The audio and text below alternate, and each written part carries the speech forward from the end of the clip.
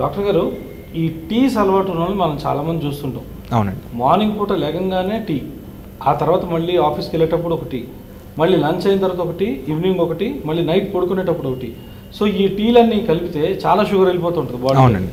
So అసలు ఈ tea impact ఏ విధంగా ఉంటుంది? మేము టీ తాగుతాం, మేమైతే మానుకోలేము అని చెప్పే వాళ్ళు చాలా మంది ఉన్నారు. సో ఇటువంటి టీ ఇంపాక్ట్ ఏ విధంగా ఉంటుంది డాక్టర్ గారు కిడ్నీస్ పైన?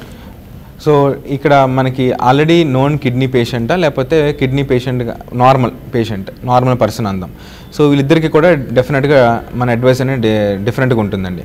ఫస్ట్ మనము నార్మల్ దానితో మాట్లాడుకుందాం. నార్మల్ వాళ్ళకి ఏంటంటే వాళ్ళకి ఫ్లూయిడ్ రెస్ట్రిక్షన్ అంటూ ఏమి ఉండదు. అంటే వాళ్ళకి కిడ్నీలు బాగానే పనిచేస్తున్నాయి కాబట్టి కొంచెం వాటర్ కానివ్వండి, ఫ్లూయిడ్స్ కానీ కొంచెం ఎక్కువ తీసుకున్నా సరే కిడ్నీని ఫిల్టర్ చేసుకుని ఎక్స్క్రీట్ చేసేసుకోగలుగుతాయి.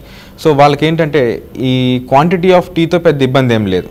కాకపోతే మీరు చెప్పినట్టు ఆ టీలో వాడే షుగర్తో ఇబ్బంది.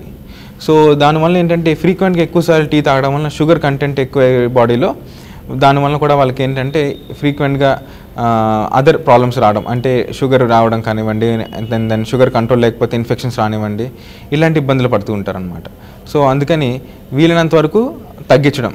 అంటే ఇది అంతా 1 డేలో చేయడం కష్టమే. ఇప్పుడు 6 సార్లు అలవాటు ఉందనుకోండి, 3 సార్లు చేసుకోండి. అండ్ ఇప్పుడు 1 స్పూన్ షుగర్ వేసుకుని అలవాటు ఉంటే 1/2 స్పూన్ షుగర్ అలవాటు చేసుకోండి. అట్లా మనం ఏంటంటే ఆ క్వాంటిటీని తర్వాత షుగర్ని స్లోగా తగ్గించుకోవడం బెటర్ అనమాట.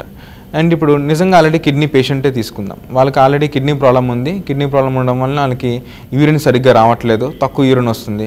అలాంటి సమయాల్లో వాళ్ళు ఎక్కువ టీలు తీసుకుని ఎక్కువ ఫ్లూయిడ్ తీసుకున్నారనుకోండి, అది యూరిన్ బయటికి రాదు, వాటర్ అన్నది అది ఎక్కడికి వెళ్తుంది, డైరెక్ట్గా లంగ్స్లోకి వెళ్తుంది. దానివల్ల ఆయాసం వస్తుంది.